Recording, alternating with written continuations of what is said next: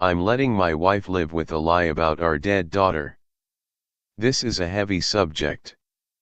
And I'll admit up front I haven't been a great husband. My wife, Sarah, was one of the safest drivers I knew. So far as I can tell, she'd never even come close to getting a penalty point on her license. But then we were heading home on the last Sunday before Christmas. I know it was a Sunday because her parents dragged us to a nativity play at their church. Our 6-year-old daughter, Tanya, was in the back. We were driving down a windy, icy stretch of road, taking things extra slow and extra carefully because we knew how dangerous that area is. Every year since I can remember there's been memorial flowers around a tree or a lamppost somebody skidded into. Never thought it'd be me leaving some behind one day. I told everyone all I remember is screaming, "Oh shit." Then it felt like getting thrown about inside a washing machine. The car stopped in a ditch at an angle, so I needed to climb up through the driver's side window. I think looking in the back is what sent me into shock more than the impact of the crash. I don't want to go into this, but I'll say I'm grateful my little angel didn't suffer. The first people who arrived said I was talking gibberish. I came to my senses and told a paramedic Sarah was still strapped into the driver's seat after the crash. I said I'd unhooked her belt but couldn't lift her through the window because she was unconscious, so I lowered her into the passenger's side against the door. She'd cracked a dozen bones and split her head open really bad.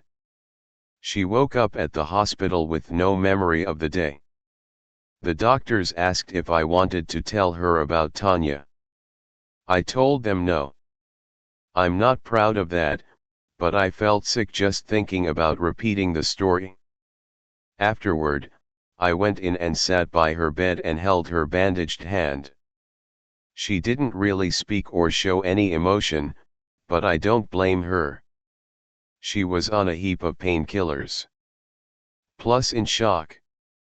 When we finally got home, Sarah went days without showering or eating a proper meal.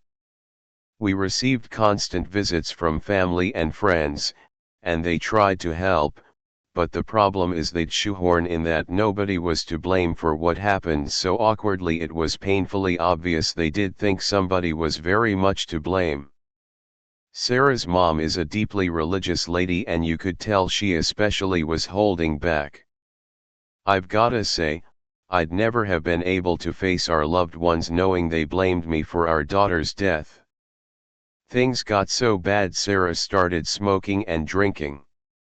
She kept snapping at me over tiny things, like cleaning too loud, and accused me of wanting to leave her if I said I needed to pick up milk or go for a walk. Things kept building for a while, and I didn't know how they'd end, only that it'd turn real ugly real fast. And I was right. Last night, I thought Sarah had passed out drunk in the armchair. I threw a blanket around her and started cleaning away the empty bottles around her feet. Then I looked up and saw her puffy eyes were wide open and jumped. She grabbed me by the wrist, leaned forward, looked me straight in the eye, and said, "Tell me what you remember about the accident. I wanna know everything." I repeated what I told the paramedics. We hit the ice, then it was over in a flash. She paused, then said, "I'm going to ask you something. And I want you to be completely honest. I'll know if you're lying." She took a deep breath. "Is it my fault Tanya's dead?" I'm not proud of this, but I hesitated. Just for a split second, but long enough for her to see the truth. I just set down the bottles and walked away while she buried her face in her hands. What Sarah really wanted was for me to do was lie and say no, and that it was just a freak accident nobody could possibly be blamed for. But the truth is I couldn't bring myself to do that.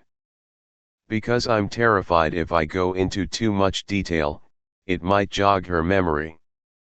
And then she'll remember it was me driving that day.